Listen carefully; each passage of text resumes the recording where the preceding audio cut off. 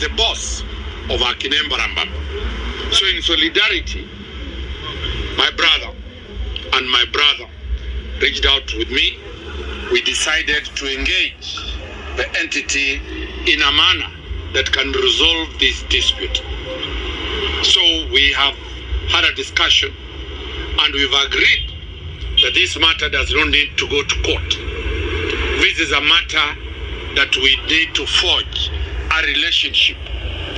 EMBARAMBAMBA has a following of more than 5 million people worldwide. If he's put out of... So guys, after EMBARAMBAMBA ametoa hizo songs, kumekuwa na shida sana. Ameambiwa toa hizo ngoma zake, ameambiwa delete, na hiyo kitu ndio ina trend, story yake ndio ina trend sahi. Story ya EMBARAMBAMBA ndio ina trend sahi. So nataka usikie vile after amepatana na lawyer wake Dastan Omali na Honorable OSORO na Ezekiel MUTUA walikuja kumrescue. Hebu tusikie kenye kilikuwa kina happen. In itself should show you that even the 3 hours that we had a meeting were not in vain. In normal circumstances, you would have seen him jumping over the cameras. So there is progress, and it must be gradual. You don't expect it to happen quite fast overnight as like instant coffee. So it's something gradual, and it's part of our society, people, and I'm happy that is also accepted. In any case, by the way, there is progress. Out of the 1,500 videos that are uploaded in YouTube channels, he's been able to delete over 300. Over 500. Oh, over 500 to edit them, and some completely deleted to fit in the content that is fit for society. I mean, really, please, you've already followed him with bad content, and so I think now he's got good content going forward. Please continue following him, give him encouragement, and support his industry so that he can also be able to educate his children and grow his industry. Thank you very much. Asante. As you are aware, there was a small problem with one of my clans, commonly known as EMBARAMBAMBA. We come from the same clan, the Kisi community. He had a problem with his videos. The entity that regulates that wrote him a demand letter and suspended him from functioning. I reached out to him, told him to come and see me. He came and saw me. But meanwhile, the ban had caused a lot of problem to all the Kisi leadership. The chief whip could not sleep the whole of yesterday night. All the community was up in arms that EMBARAMBAMBA, because that is our brand in music, was now out of circulation. It also came to my brother Ezekiel MUTUA, which you know that he is the boss of EMBARAMBAMBA. So in solidarity, my brother and my brother reached out with me. We decided to engage the entity in a manner that can resolve this dispute.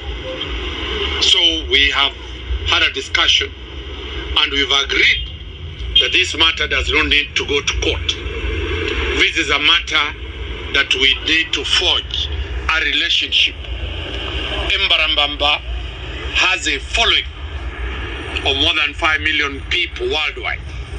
If he's put out of circulation,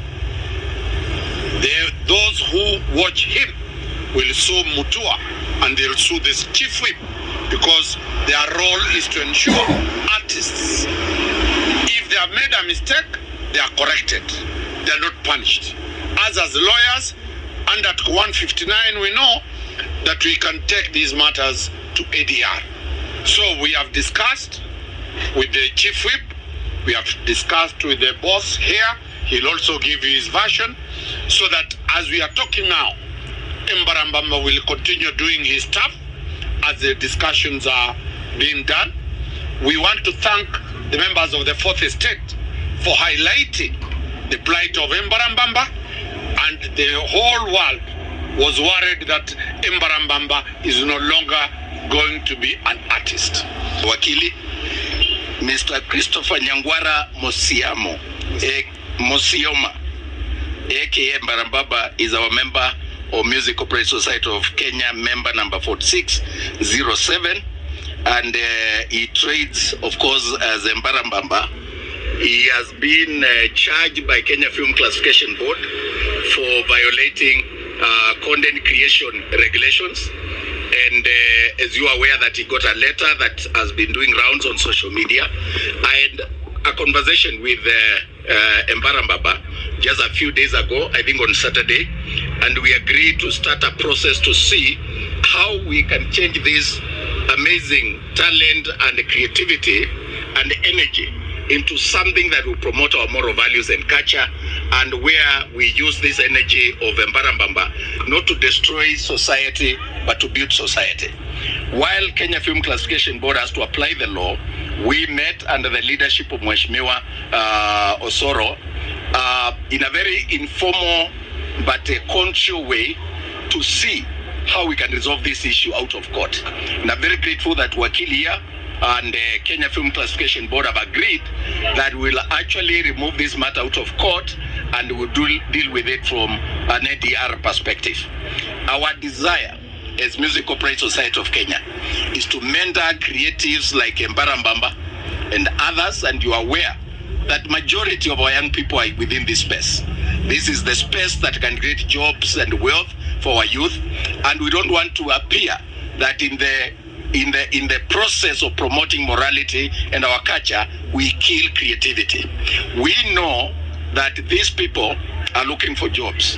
And so when Mheshimiwa reached out and we reached out to Wakili, we all came together with KFCB to one conclusion, that it is possible for us to do this matter under ADR, which is recognized in law, so that we mentor EMBARAMBAMBA, we look at the penalties that have been spelled out and see how we can help all of us together and make this talent a more useful, productive and responsible contributor to the development of our country, so that this energy and the following that EMBARAMBAMBA has through his creativity is going to become a model that you can change from Saul to Paul, and it is possible for someone to conform to our values and make money by doing clean content. So we are here to tell you, Mheshimiwa, that our desire is not to kill this talent.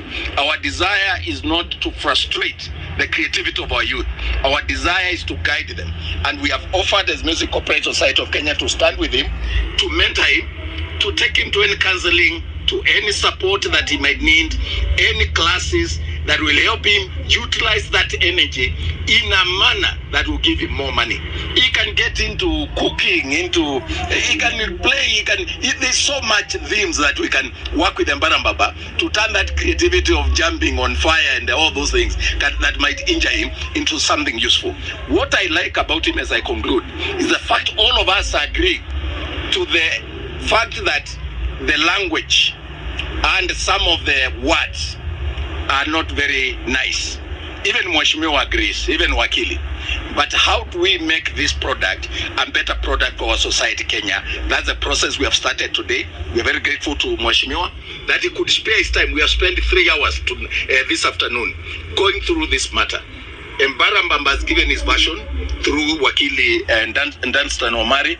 We have given our version as the people representing musicians in Kenya, and we have listened to KFCB in terms of the Films and Stage Plays Act and the violations that have been done. We have all come into the conclusion that we will move to the ADR and help this product to become a better contributor to development of our country. Shadrach will highlight the law then. Now, you will recall that on the 28th day of February 2024, there was a letter that was written, or a demand that was written by the Kenya Films Classification Board, that demanded an amount of about 6.4 million shillings from Mr. EMBARAMBAMBA, our client. Now, following that demand, we put in a response which of course necessitated a meeting between the Kenya Films and Classification Board and ourselves, so that we can try and find a common ground, so that we can also save the talent and the kind of ministry that Mr. EMBARAMBAMBA has been doing. Now, just to summarize, is that we have agreed under the spirit of Article 157 of the Kenyan Constitution, which promotes 159 of the Kenyan Constitution. We have agreed that it is hivyo ndivyo kunaendelea pale kotini. Let's pray for our brother EMBARAMBAMBA. Tukumbuke EMBARAMBAMBA kwa sababu EMBARAMBAMBA is just a content creator. Now saizi anapitia wakati mgumu sana kama content creator. So guys, mnafaa muombe EMBARAMBAMBA.